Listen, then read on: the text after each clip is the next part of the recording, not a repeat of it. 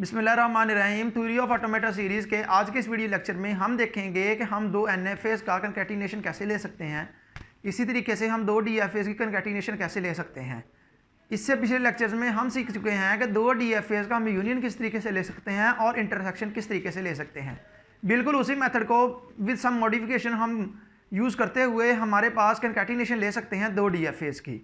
अगर आपके पास कोई दो ऐसी स्ट्रिंग्स हैं उनका हम कैसे कंकैटिनेशन लेंगे। अगर आपके पास दो NFAs हैं उनको कैसे कंकैटिनेट कर सकते हैं, और अगर आपके पास दो DFAs हैं तो उनको हम कंकैटिनेशन किस तरीके से ले सकते हैं। तो चलिए आइए सीख लेते हैं।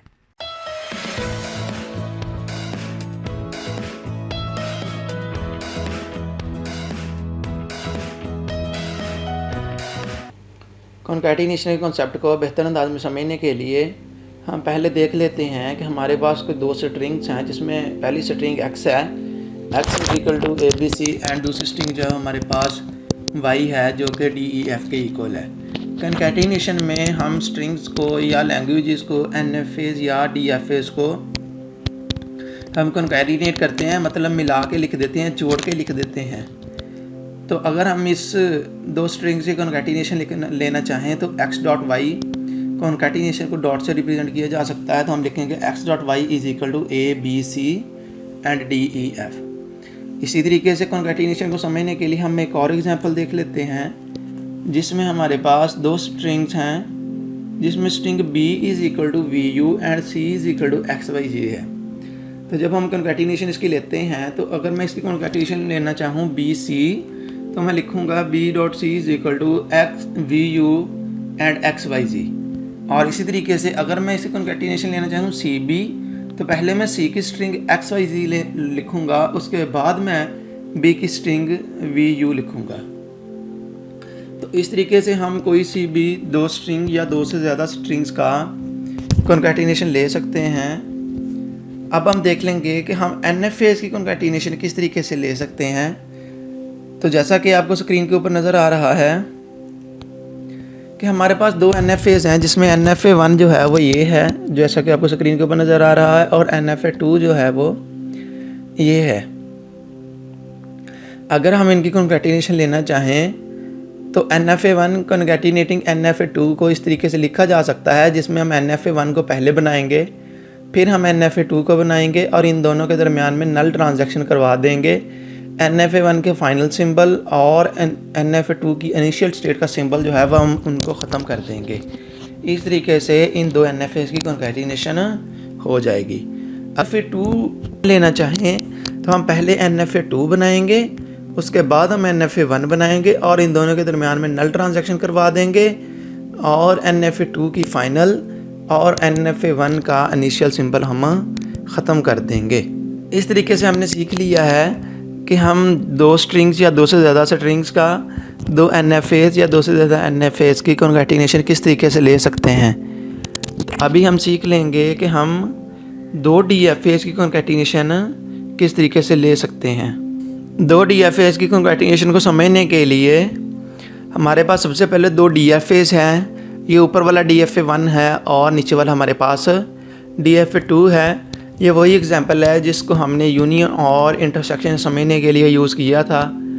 हम DFAs का इंटरसेक्शन लेने के लिए भी बिल्कुल उसी तरीके से ट्रांजिशन टेबल बनाएंगे और उस ट्रांजिशन टेबल को देखते हुए हम अपनी फाइनल कॉन्कैटिनेटेड डायग्राम बना लेंगे।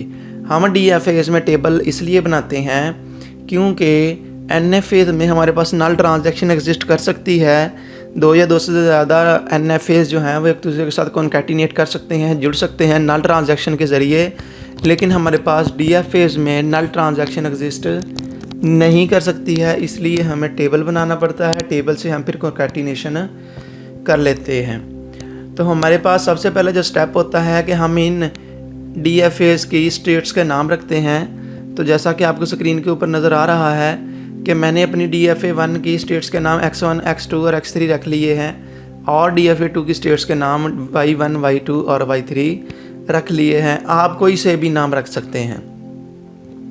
तो अब हम इन स्टेट्स को देखते हुए हमारा ट्रांजिशन टेबल बनाएंगे। जैसा कि आपको स्क्रीन के ऊपर नज़र आ रहा है कि हमारे पास ट्रांजिशन टेबल में एक कॉलम ओल्ड स्टेट का होगा और एक ए के लिए लेटर के लिए और एक बी लेटर के लिए होगा। ये ए और बी दो लेटर्स वो हैं जिनके ऊपर हमारे पास DFS में ट्रांजैक्शंस हो रही हैं। अगर हमारे पास इसके अलावा भी किसी और लेटर के लिए ट्रांजैक्शन होती है, सपोज दैट सी लेटर के लिए या डी के लिए, तो हम उसका भी यहाँ पर कॉलम बना देते। लेकिन हमारे गिवन DFS में हमारे पास सिर्फ दो ही लेटर्स के लिए ट्रांजैक्शन होती हैं, इसलिए यहाँ पर दो कॉलम्स आ चुके हैं। अब बात करते हैं जी हम इस टेबल को फिल कैसे करते हैं। तो कॉन्कैटिनेशन में हम पहले एक DFA लिखते हैं या NFA लिखते हैं, तो इसीलिए मैंने कॉन्कैटिनेशन करना चाहता हूँ DFA1 डॉट DFA2। तो पहले मैं DFA1 की जो इनिशियल स्टेट है XA1 उसको मैं लिख लूँगा और इसको Z1 का नाम दे दूँगा। अब देखते हैं जी X1 से जब मशीन A रीड करती है तो वो कहाँ पर चली जाती है। X1 से जब मशीन A रीड करती है तो वो X2 के ऊपर चली जाती है, इसलिए यहाँ पर मैंने X2 लिख दिया। और ये स्टेट हमारे पास ऑलरेडी टेबल में एग्जिस्ट नहीं करती है, इसलिए इसको मैंने Z2 का नाम दे दिया। इसी तरीके से जब मशीन X1 से B रीड करती है तो वो X1 के ऊपर ही रह जाती है, अपनी जगह नहीं तब्दील करती है। तो यहाँ से X1 is equal to Z1 लिख दिया, जो कि ऑलरेडी हमारे टेबल में एग्जिस्ट करती है। तो इसलिए मैंने X2 is equal to Z2 को हमारे पास लेफ्ट साइड पे कॉलम में लिख लिया है। अब हम देखेंगे कि जब X2 से मशीन A को रीड करती है तो वो X2 के ऊपर ही रह जाती है, अपनी जगह तब्दील नहीं करती है, इसलिए मैंने X2 is equal to Z2 लिख दिया है, जो कि ऑलरेडी हमारे टेबल में एग्जिस्ट करती है। इसी तरीके हम देखते हैं कि X2 से जब मशीन B को रीड करती है, X2 से जब मशीन B को रीड करती है तो वो X3 पर पहुंच जाती है और यहाँ पर हम X3 लिख लेते हैं। लेकिन जब भी हमने DFA1 की फाइनल स्टेट जो कि X3 है वो लिखनी है, तो कॉन्कैटिनेशन में हमने DFA2 की इनिशियल स्टेट जो कि Y1 है उसके साथ मिलाकर लिखनी है खुद से। तो यहाँ पर हमारे पास X3 Y1 लिखा जाएगा, जो कि मैंने इस तरीके से लिखा हुआ है। ये एक नई स्टेट बन गई है जो कि ऑलरेडी हमारे टेबल में एग्जिस्ट नहीं करती है, इसलिए इसको Z3 का नाम दे दिया। X3 Y1 जो कि Z3 था, एक नई बनने वाली स्टेट थी, इसको लेफ़्ट साइड पर लिख लिया है। अब हम देखेंगे कि जब मशीन X3 से A रीड करती है तो वो X3 पर ही रह जाती है। तो यहाँ पर मैंने X3 लिख लिया। और अभी हमने सीखा था कि जब भी X3 लिखना है तो उसके साथ दूसरे DFA की इनिशियल स्टेट Y1 मिला के लिखनी है, तो इसलिए यहाँ पर X3 Y1 लिख दिया। अब देखते हैं जब मशीन Y1 से A को रीड करती है, जब मशीन Y1 से A को रीड करती है तो Y1 के ऊपर ही रह जाती है, इसलिए यहाँ पर Y1 दोबारा आ गया। लेकिन किसी भी स्टेट में, किसी भी एक्सप्रेशन में हम किसी भी स्टेट को रिपीट नहीं कर सकते हैं, इसलिए यहाँ पर Y1 जो कि दो दफ़ा आ रहा था उनमें से एक दफ़ा को कट कर दिया है, ख़त्म कर दिया है, जो कि मेरे पास अब एक स्टेट X3 Y1 Z3 बन चुकी है। इसी तरीके से अब देखते हैं कि X3 से जब मशीन B को रीड करती है तो वो X3 के ऊपर ही आ जाती है। जो यहाँ पर मैंने X3 के साथ Y1 को मिलाकर लिख दिया। और देखते हैं कि Y1 से मशीन जब B को रीड करती है तो वो Y2 के ऊपर चली जाती है, तो यहाँ पर मैंने Y2 भी लिख लिया। तो मेरे पास ये X3 Y1 Y2 एक नई स्टेट बन चुकी है जो कि ऑलरेडी हमारे टेबल में एग्जिस्ट नहीं करती है, इसलिए इसको मैंने Z4 का नाम दे दिया।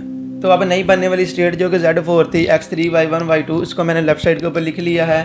अब हम देखते हैं कि X3 से जब मशीन A को रीड करती है तो वो X3 के ऊपर ही रह जाती है, अपनी स्टेट चेंज नहीं करती है, तो इसलिए मैंने X3 और उसके साथ Y1 को खुद से मिलाकर लिख लिया है। इसी तरीके से जब Y1 से मशीन A को रीड करती है तो Y1 के ऊपर ही रह जाती है, इसलिए यहाँ पर Y1 लिख दिया। इसी तरीके से जब मशीन Y2 से A को रीड करती है तो वो Y2 के ऊपर ही रह जाती है, तो यहाँ पर मैंने Y2 लिख दिया। तो अब ये एक्सप्रेशन मेरे पास बन गया X3 Y1 Y1 Y2। लेकिन दो दफ़ा सेम स्टेट नहीं लिखी जा सकती है, इसलिए मैंने एक को ख़त्म कर दिया। तो मेरे पास X3 Y1 Y2 बन गया, जो कि ऑलरेडी हमारे टेबल में एग्जिस्ट करती है, जिसका नाम Z4 था, तो उसको लिख दिया। अब हम देख लेते हैं कि जब मशीन X3 से B को रीड करती है तो वो X3 के ऊपर ही रह जाती है, स्टेट चेंज नहीं करती है, तो यहाँ पर X3 Y1 लिख दिया। और जब मशीन Y1 से B को रीड करती है तो वो Y2 के ऊपर चली जाती है, इसलिए यहाँ पर Y2 लिख दिया। और जब मशीन Y2 से B को रीड करती है तो वो Y3 के ऊपर पहुँच जाती है, तो यहाँ पर मैंने Y3 भी लिख दिया। तो हमारे पास एक्सप्रेशन बन गया X3 Y1 Y2 Y3, जो कि हमारे पास एक नई टर्म है, एक नया एक्सप्रेशन है, जिसको हमने Z5 का नाम दे दी। अब हम इस नई बनने वाली स्टेट Z5 को हमारे टेबल में लेफ्ट साइड के ऊपर लिख लेंगे। तो इस तरीके से मैंने X3 Y1 Y2 Y3 is equal to Z5 को हमारे टेबल में लेफ्ट साइड पर लिख लिया है। अब हम देखते हैं कि जब मशीन X3 से A को रीड करती है तो वो x3 के ऊपर ही रह जाती है, स्टेट चेंज नहीं करती है। तो इसलिए मैंने x3 y1 लिख लिया। फिर हम देखते हैं कि जब y1 से A को रीड करती है तो मशीन y1 के ऊपर ही रह जाती है, स्टेट चेंज नहीं करती है। तो यहाँ पर y1 लिख लिया। जब मशीन y2 से A को रीड करती है तो हम देख सकते हैं कि वो y2 के ऊपर ही रह जाती है, अपनी स्टेट चेंज नहीं करती है, तो y2 भी लिख लिया। जब मशीन y3 से A को रीड करती है तो मशीन वापस y2 के ऊपर पहुंच जाती है, तो यहाँ पर मैंने y2 लिख दिया। और इनमें से जो रिपीटेड स्टेटमेंट्स थी, जो रिपीटेड मेरे पास स्टेट्स थी, उनको मैंने ख़त्म कर दिया है। तो मेरे पास x3 y1 y2 बन गया, जो कि z4 के बराबर है। इसी तरीके से हम देखते हैं कि जब मशीन x3 से b को रीड करती है तो वो x3 के ऊपर ही रह जाती है। तो यहाँ पर मैंने x3 y1 लिख लिया। जब मशीन y1 से b को रीड करती है तो वो y2 के ऊपर चली जाती है, तो यहाँ पर मैंने y2 लिख दिया। इसी तरीके से जब मशीन y2 से b को रीड करती है तो वो y3 के ऊपर पहुँच जाती है, तो यहाँ पर y3 लिख लिया। इसी तरीके जब मशीन y3 से b को रीड करती है तो वो y3 के ऊपर ही रह जाती है, तो यहाँ पर मैंने y3 वैसे ही लिख दिया। अब जो रिपीटेड एक्सप्रेशन y3 था उनमें से मैंने एक स्टेट को ख़त्म कर दिया है, तो मेरे पास जो फाइनल टर्म है वो x3 y1 y2 y3 equal to z5 लिख लिया है। अब इस टेबल में मेरे पास कोई भी ऐसी स्टेट नहीं है नई बनने वाली जो कि मेरे पास राइट साइड के 2 कॉलम्स में तो पाई जाती हो लेकिन लेफ़्ट साइड में नहीं पाई जाती है। तो मेरे पास अभी तक z1 से z5 तक 5 ही स्टेट्स थी जिनको मैंने लेफ़्ट साइड के कॉलम में लिख कर हमारी ट्रांजिशन का टेबल बना लिया है। तो ये अब तक हमारा ट्रांजिशन टेबल कंप्लीट हो चुका है। अब हम इस ट्रांजिशन टेबल में इनिशियल और फाइनल स्टेट्स डिसाइड करेंगे कि हमारे पास इनिशियल स्टेट कौन कौन सी होगी और फाइनल स्टेट कौन सी होगी। तो जैसा कि हम स्क्रीन के ऊपर देख सकते हैं कि हमारे पास इस टेबल में एक ही इनिशियल स्टेट है जहाँ से हमारा कॉन्कैटिनेटेड डायग्राम शुरू हो गई, हमारा फाइनाइट ऑटोमेटा शुरू होगा। तो यहाँ पर हम पहली स्टेट x1 = z1 को इनिशियल स्टेट का सिंबल दे देते हैं। तो हमारे पास हमने देखा था कॉन्कैटिनेशन में हमारी जो टर्म है NF फेज में, वो सेकंड जो हमारा NF होता था उसकी जो फाइनल स्टेट होती थी उसके ऊपर जाकर हमारा कॉन्कैटिनेशन ख़त्म हो जाती। तो उसी तरीके से DFA में भी जो हमारा सेकंड DFA होगा उसकी जो फाइनल स्टेट होगी उसके ऊपर जाकर हमारा कॉन्कैटिनेशन जो है वो टर्मिनेट कर जाएगा। तो हमारे इस एक्सप्रेशन में y3 सेकंड DFA की वो स्टेट है जो कि फाइनल स्टेट है। तो यहाँ पर सिर्फ और सिर्फ फाइनल स्टेट जो है वो y3 वाले ही एक्सप्रेशन में बनेगी। तो यहाँ पर हमने फाइनल का सिंबल लगा दिया। अब इस टेबल को देखते हुए हम अपना कॉन्कैटिनेटेड डायग्राम बना लेते हैं। तो यहाँ पर हम देख सकते हैं कि मेरे पास 5 स्टेट्स हैं, z1 से z5 तक मैंने पांचों बना दी। z5 में मैंने इनिशियल का सिंबल लगा दिया और z5 में मैंने फाइनल का सिंबल लगा दिया। अब हम देख लेते हैं कि जब मशीन z1 से A को रीड करती है तो वो z2 के ऊपर पहुँच जाती है। इसी तरीके से जब मशीन z1 से B को रीड करती है तो वो z1 के ऊपर ही रह जाती है। और फिर जब z2 से मशीन A को रीड करती है तो वो z2 के ऊपर ही रह जाती है। और इसी तरीके से जब मशीन z2 से B को रीड करती है तो वो z3 के ऊपर पहुंच जाती है। तो हमने ये ट्रांजैक्शन बना ली है। अब हम देखते हैं जी z3 से जब मशीन A को रीड करती है तो वो z3 के ऊपर ही रह जाती है। तो उस ट्रांजैक्शन को हम इस तरीके से बना सकते हैं, मशीन जब z3 से B को रीड करती है तो वो z4 के ऊपर पहुँच जाती है। तो मैंने ये z3 से z4 की तरफ B लेटर की ट्रांजैक्शन करवा दी है।